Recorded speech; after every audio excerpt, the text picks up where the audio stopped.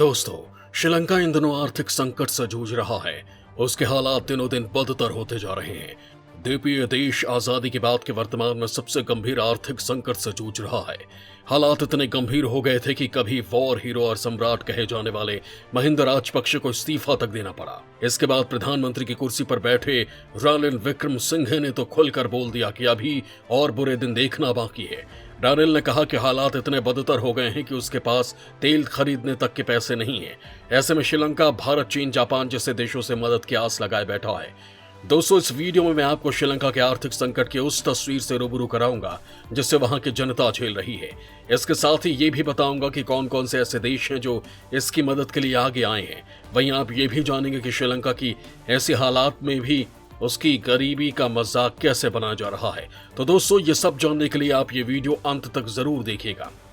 दोस्तों, श्रीलंका फिलहाल अपने सबसे बुरे दौर से गुजर रहा है। यहाँ के आर्थिक हालात इतने बदतर हो चुके हैं कि लोगों के पास खाने तक के पैसे नहीं बचे हैं। यहाँ तक कि लोगों के भूख से मरने के हालात पैदा हो गए हैं। हाल ही में वहाँ की सरकार ने कहा कि उनके पास तेल खरीदने तक के पैसे नहीं हैं। देश के बिजली और ऊर्जा मंत्री कंचना विजयसेकेरा ने श्रीलंका के नागरिकों से अपील करते हुए कहा कि वो ईंधन के लिए कतार में खड़े होकर इंतजार न करें। हालांकि श्रीलंका सरकार ने यह भी कहा कि देश के पास डीजल का पर्याप्त भंडार है। उसके समुद्री किनारे पर लगभग 2 महीने से पेट्रोल से लदा जहाज खड़ा है, लेकिन इसका भुगतान करने के लिए उसके पास विदेशी मुद्रा नहीं है। इसके अलावा जनवरी 2022 में पिछली खेप के लिए उसी पोत की एक और 5.3 करोड़ डॉलर की राशि बकाया है। इसके साथ ही ऊर्जा मंत्री ने बताया कि संबंधित शिपिंग कंपनी ने कहा कि दोनों भुगतानों का निपटारा होने तक जहाज से तेल नहीं दिया जाएगा। मंत्री ने कहा कि हमारे पास पेट्रोल का सीमित स्टॉक है और इसे आवश्यक सेवाओं, विशेष रूप से एम्बुलेंस के लिए वितरित करने की कोशिश कर रहे हैं। दोस्तों, श्रीलंका की आर्थिक स्थिति पहले से ही काफी दयनीय थी। ऊपर से चीन का कर्ज उसकी अर्थव्यवस्था को और ज्यादा कमजोर करता जा रहा था। साल 2019 के चुनाव में महिंदा राजपक्षे जब दोबारा प्रधानमंत्री की कुर्सी पर बैठे, तब उन्होंने लोगों को खुश करने के लिए टैक्स में कटौती का ऐलान कर दिया। इससे सरकार का राजस्व काफी कम हो गया। वहीं साल 2020 की शुरुआत में पूरी दुनिया कोरोना की महामारी के जाल में फंस गई। नतीजा ये हुआ कि पर्यटन पर निर्भर श्रीलंकाई अर्थव्यवस्था चारों खाने चित हो गई। श्रीलंका के लिए अपने पुराने कर्जों का ब्याज देना तक मुश्किल हो गया। महिंदा राजपक्षे ने देश की लंगड़ी अर्थव्यवस्था को जैसे तैसे खींचकर चलाने की कोशिश की, लेकिन रूस यूक्रेन युद्ध ने इसकी रही सही जान को भी पूरा निकाल दिया। इस युद्ध के कारण वैश्विक स्तर पर तेल और गैस के दाम में आग लग गई है। ऐसे में गरीब श्रीलंका अपने नागरिकों की ऊर्जा जरूरतों को पूरा करने में फेल साबित हो गया। दोस्तों, यहाँ आपको बता देते हैं कि श्रीलंका के बर्बाद होने के और भी कई कारण रहे हैं। 1948 में अपनी स्वतंत्रता से ही श्रीलंका की अर्थव्यवस्था चाय, रबर और नारियल जैसे 3 वस्तुओं के निर्यात पर निर्भर रही है। ये तीनों नकदी फसलें हैं और इससे श्रीलंका ने आसानी से विदेशी मुद्रा अर्जित की। यही कारण था कि किसी भी श्रीलंकाई सरकार ने देश के औद्योगिक विकास पर जोर नहीं दिया। इससे पूरे देश की निर्भरता ऐसे वस्तुओं के निर्यात पर निर्भर हो गई जिसकी मांग और कीमतें अंतर्राष्ट्रीय मार्केट में घटती और बढ़ती रहती है। श्रीलंका ने 1958 की तुलना में 1968 में कम विदेशी मुद्रा अर्जित की, क्योंकि रबर और अन्य वस्तुओं की मांग गिर गई थी। जब जे.आर. जयवर्धने 1977 में राष्ट्रपति चुने गए तो उन्होंने अर्थव्यवस्था में सुधार और उदारीकरण का प्रयास किया। उन्होंने इंटरनेशनल माइग्रेशन पर लगे प्रतिबंधों को खत्म कर अपने नागरिकों के लिए विदेशों में नौकरी करने का रास्ता साफ किया। इससे विदेशों में काम कर रहे श्रीलंकाई नागरिकों से देश को विदेशी मुद्रा मिलने लगी। लेकिन श्रीलंका अपनी तमिल समस्या को आम सहमति के माध्यम से संभालने में असमर्थ रहा। नतीजतन कोलंबो के अनुरोध पर भारत ने 1987 में श्रीलंका में शांति सेना भेज दी। इससे श्रीलंका के हालात और ज्यादा खराब हो गए। श्रीलंका तब एक अतिराष्ट्रवादी आंदोलन में घिर गया। इसी दौरान देश में राजपक्षे कबीले का उदय हुआ। राजपक्षे खानदान के हर नेता ने खुद को बहुसंख्यक सिंघा समुदाय का नेता और लिट्टे का कट्टर दुश्मन बताया। इसका नतीजा ये हुआ कि चुनाव दर चुनाव राजपक्षे परिवार की ताकत और ज्यादा बढ़ती गई, जिसके बाद 2009 में राष्ट्रपति बने महिंदा राजपक्षे ने अंतर्राष्ट्रीय आलोचनाओं की परवाह किए बिना लिट्टे को खत्म कर दिया। इसके बाद राजपक्षे ने बहुसंख्यक बौद्ध आबादी को अपनी राजनीति के केंद्र में रखा और अल्पसंख्यक तमिलों को उनके हालात पर छोड़ दिया। इसी दौरान राजपक्षे परिवार ने श्रीलंका में भारत के पारंपरिक प्रभाव को संतुलित करने के लिए चीन को आमंत्रित करके अपनी कूटनीति को बचाने का फैसला किया। तब चीन हिंद महासागर में अपनी पहुंच बढ़ाने की कोशिश कर रहा था। ऐसे में चीन को श्रीलंका के रूप में एक मौका दिखाई दिया। चीनी सरकार ने श्रीलंका को निवेश और बुनियादी ढांचे के विकास में इतना पैसा झोंक दिया जिसकी कल्पना महिंदा राजपक्षे ने कभी नहीं की थी।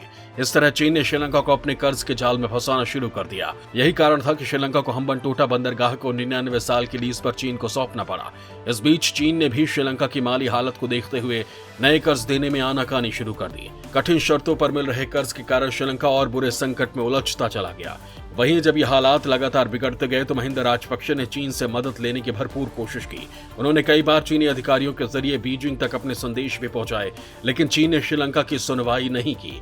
चीन पिछले कई महीनों से कोरोना की भीषण लहर का सामना कर रहा था। इस कारण चीन ने अपनी आर्थिक राजधानी शंघाई समेत कई बड़े शहरों में लॉकडाउन लगा दिया था। इससे वैश्विक आपूर्ति श्रृंखला पूरी तरह से बाधित हो गई। दूसरी तरफ श्रीलंकाई सरकार के रासायनिक उर्वरकों की जगह जैविक खेती के फैसले ने देश की खाद्यान्न उत्पादन को घटा दिया।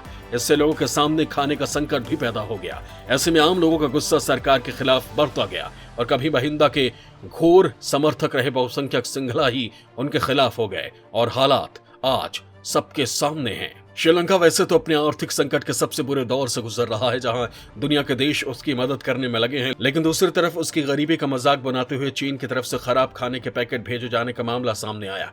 देश में विदेशी मुद्रा की भारी कमी के चलते जहां राजपक्षे की सरकार को आवश्यक वस्तुओं के आयात के लिए भुगतान करने में असमर्थ बना दिया।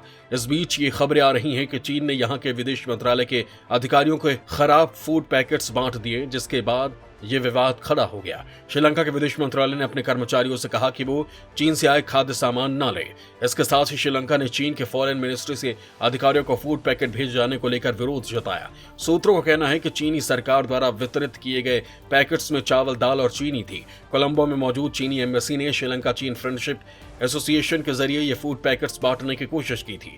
ये मामला तब सामने आया जब श्रीलंकाई अफसर ने फॉरेन मिनिस्ट्री के कर्मचारियों के एड्रेस मांगे ताकि उनके घर ये पैकेट्स पहुंचाया जा सके। इसके बाद ये मामला खुल गया और फूड पैकेट को लेकर भारी हंगामा हो गया। वही मामला सामने आने के बाद फॉरेन सर्विस एसोसिएशन के डेलीगेशन ने फॉरेन सेक्रेटरी जैन से मुलाकात की। फॉरेन सेक्रेटरी कोलंबियस ने कहा कि उन्हें इस बारे में जानकारी थी, लेकिन ये नहीं पता था कि इन पैकेट्स में क्या है। फॉरेन सेक्रेटरी और फॉरेन सर्विस ऑफिसर्स एसोसिएशन ने कहा कि इस तरह के डोनेशन देने के हम सख्त खिलाफ है। एसोसिएशन ने चीन के इस तरीके पर सख्त विरोध जताया।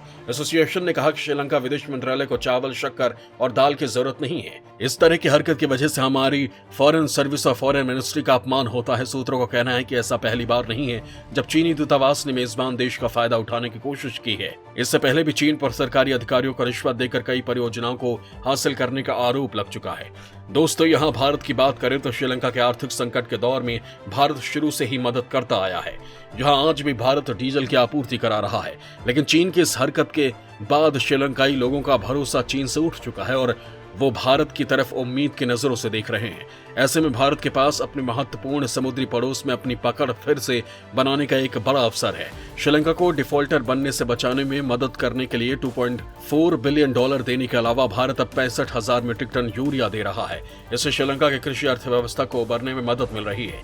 इसके साथ ही भारत अपने पड़ोसी देश को और ज्यादा मदद देकर फिर से उसे अपने पाले में कर सकता है। भारत की श्रीलंका को की गई मदद एक नजीर बन सकती है, जिसका असर पड़ोसी देश मालदीव, नेपाल और बांग्लादेश में भी देखने को मिल सकता है, क्योंकि ये तीनों देश भी चीन के जाल में फंसते नजर आ रहे हैं।